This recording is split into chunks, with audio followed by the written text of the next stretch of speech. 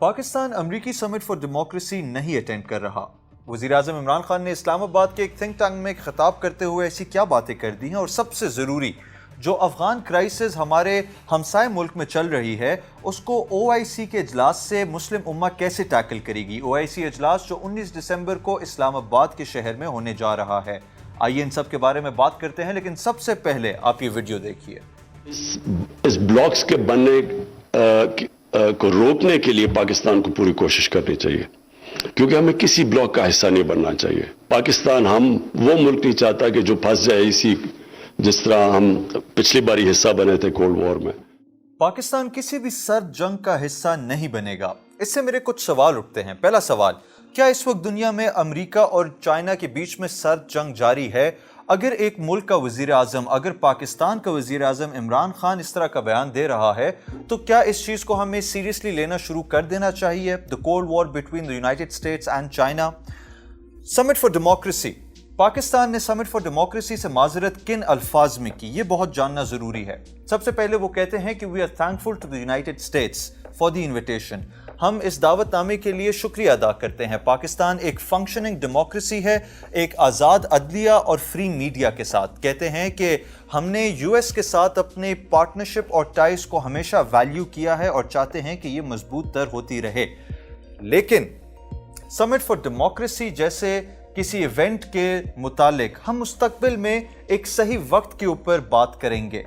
یہ پاکستان کی ministry of foreign office کا رسپانس تھا to the invitation of summit for democracy. کیا ہماری 74 سالہ تاریخ بدلنے جا رہی ہے؟ پاکستان جو کہ ہمیشہ یونائٹڈ اسٹیٹس کا ایک بہت کلوز ایلائی رہا ہے۔ کچھ عرصہ پہلے آپ جانتے ہیں وزیر اعظم صاحب نے ایبسولوٹلی ناٹ کا ایک نعرہ لگایا تھا۔ نعرے سے کم نہیں تھا، اس کی آواز گونجی تھی، پاکستان میں بھی گونجی تھی، یونائٹڈ اسٹیٹس میں بھی گونجی تھی۔ ہاں، ہمیں اس کی قیمت ادا کرنی پڑی، ٹھیک ٹھاک قیمت ادا کرنی پڑی، اور قیمت ادا کر بھی رہے ہیں۔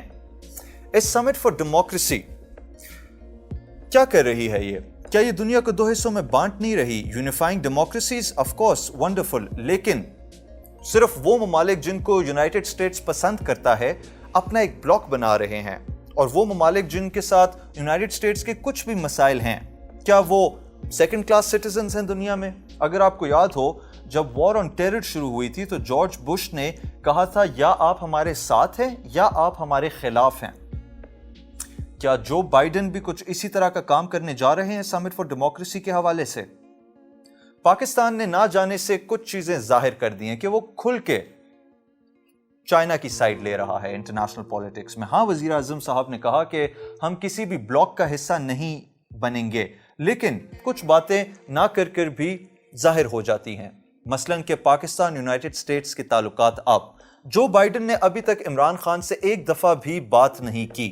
افغانستان کا مسئلہ آیا، جو بائیڈن نے پھر بھی عمران خان سے کوئی اس کے حوالے سے بات نہیں کی۔ پاکستان جو کہ افغانستان کے کرائسس میں سر فہرست پہ کھڑا ہوا تھا، جس کے بارے میں ہم ابھی چند لمحات میں بات کریں گے بھی، لیکن یونائٹڈ اسٹیٹس اور پاکستان کے تعلقات اب ظاہر ہوتے جا رہے ہیں۔ پاکستان نے سمٹ فار ڈیموکریسی میں نہ جانے سے کافی چیزیں ظاہر کر دی ہیں جو آپ اور میں سمجھ چکے ہیں۔ پاکستان نے 74 سالوں سے امریکہ کے لیے کیا کیا ہے، اور امریکہ نے پاکستان کے لیے 74 سالوں سے کیا کیا ہے؟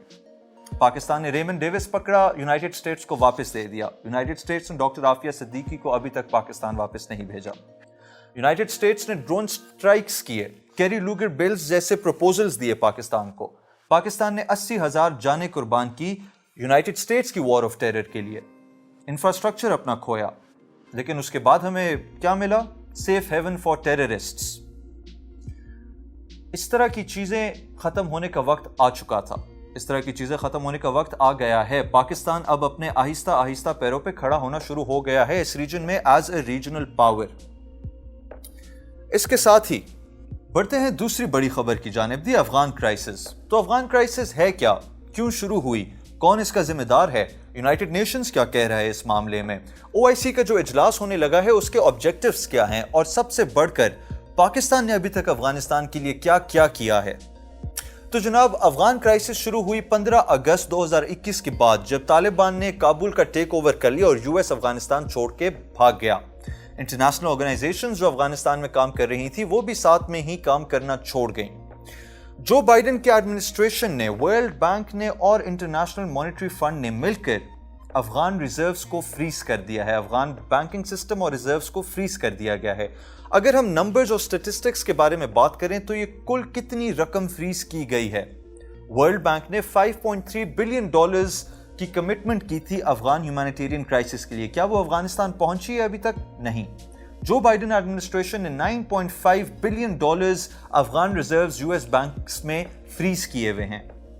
ये किस तरफ अफगानिस्तान को ले जाना चाह रहे हैं? अफगानिस्तान की 4 करोड़ की जो आबादी है उसको किस तरफ लेके जाना चाह रहे हैं? यूनाइटेड नेशंस क्या कहता है इसके हवाले से? यूनाइटेड नेशंस कहता है कि जो अफगानिस्तान की 38 मिलियन आबादी है, जो अफगानिस्तान की तकरीबन 3 करोड़ 80 लाख की आबादी है, उसका 60% लोग इन सर्दियों के सीजन में एक्सट्रीम हंगर लेवल्स फेस करेंगे। Extreme hunger levels. 3.8 million children, तकरीबन 38 लाख बच्चे मैल न्यूट्रिशन का सामना करेंगे। मैल न्यूट्रिशन यानी एक बच्चे को उभरती हुई उम्र में जो ग़िज़ा चाहिए वो उसको ना मिले, उसको मैल न्यूट्रिशन कहते हैं। कहते हैं कि 3.8 million children will suffer from mail nutrition, और अगर इंटरवेंशन नहीं की गई तो इसमें से ऐन मुमकिन है कि 10 लाख बच्चा अफगानिस्तान में इस सर्दियों की सीजन में मर जाए।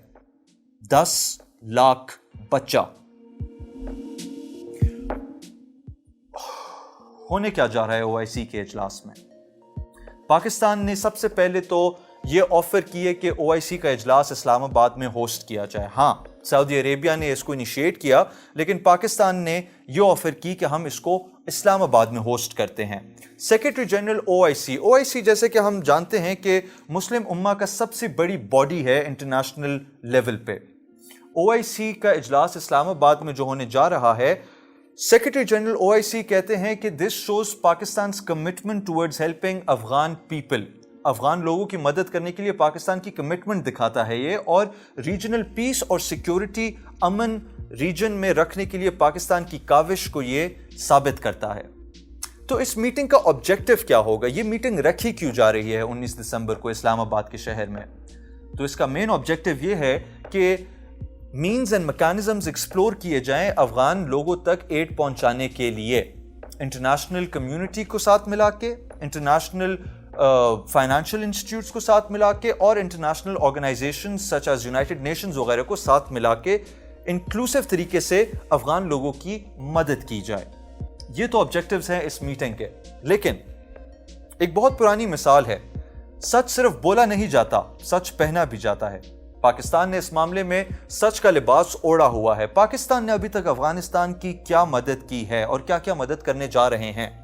पाकिस्तान ने अभी तक अफगानिस्तान को 1670 तकरीबन 1670 टन खाने का फराहम किया है। पाकिस्तान ने अफगानिस्तान में 2 फ्री आई कैंप्स लगाए हुए हैं जिन्होंने 8000 लोगों की अभी तक ट्रीटमेंट की है और 500 सर्जरियां मुफ्त की हैं। पाकिस्तान ने अफगानिस्तान के लिए हर इंटरनेशनल फोरम में आवाज उठाई है, चाहे वो यूनाइटेड नेशंस हो, चाहे वो कोई और दूसरा इजलास हो। वजीर आज़म Imran Khan, foreign minister Shah Mahmood Qureshi, national security adviser Moid Yusuf और हमारे टॉप के मिलिट्री ऑफिशियल्स हर इजलास में जाके अफगानिस्तान और रीजनल पीस के बारे में बात करते हैं, अफगानिस्तान ह्यूमैनिटेरियन क्राइसिस के बारे में बात करते हैं। ना सिर्फ ये, पाकिस्तान ने जब इवैक्यूएशन और विड्रॉल का प्रोसेस चल रहा था तालिबान टेक ओवर के बाद, तो पाकिस्तान सरे फहरिस्त पे खड़ा हुआ था। वो ये नहीं देख रहा था कि इंसान अमेरिकन है, इंडियन है या फिर ब्रिटिश है, वो उसकी इवैक्यूएशन कर रहे थे, क्योंकि ये ह्यूमैनिटेरियन तरीके हैं। पाकिस्तान ने और मुल्कों को अपनी एयर स्पेस भी अलाउ की, अपनी स्पेस अलाउ की in order to help Afghanistan, in order to counter this humanitarian crisis going on in Afghanistan. अब जब हर इंटरनेशनल फोरम के ऊपर आवाज उठाई गई पाकिस्तान की तरफ से, तो अफगानिस्तान की तालिबान हुकूमत को इससे फायदा क्या हुआ? फायदा हुआ, अफगान तालिबान के फॉरेन मिनिस्टर मौलवी आमिर खान मुत्तकी कतर जाते हैं और कई फॉरेन डेलीगेशन से मुलाकात करते हैं, मीटिंग्स करते हैं, अफगानिस्तान की सिचुएशन के बारे में बताते हैं। ना सिर्फ ये, the representative for Afghanistan of the United States, the US representative for Afghanistan, Mr. Tom West بھی متقی صاحب سے میٹنگ کرتے ہیں اور متقی صاحب ان کو بتاتے ہیں کہ all the military and political agendas aside یہ ایک ہیومینیٹیرین کرائسس ہے. اگر افغانستان کی مدد نہیں کی گئی تو بہت انسان مرنے کا توقع ہو سکتا ہے. پاکستان نے افغانستان کے لیے ہر جگہ آواز اٹھائی ہے. پاکستان نے افغانستان کی مدد کے لیے سر فہرست پہ کھڑے ہو کے عمل کیا ہے. صرف بولا نہیں, صرف سچ کہا نہیں, بلکہ سچ کا لباس اوڑھا ہے.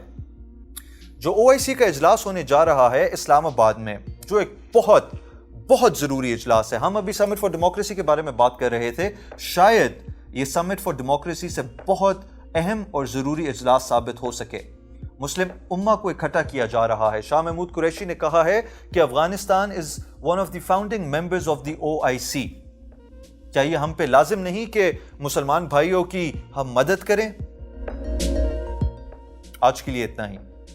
بہت شکریہ.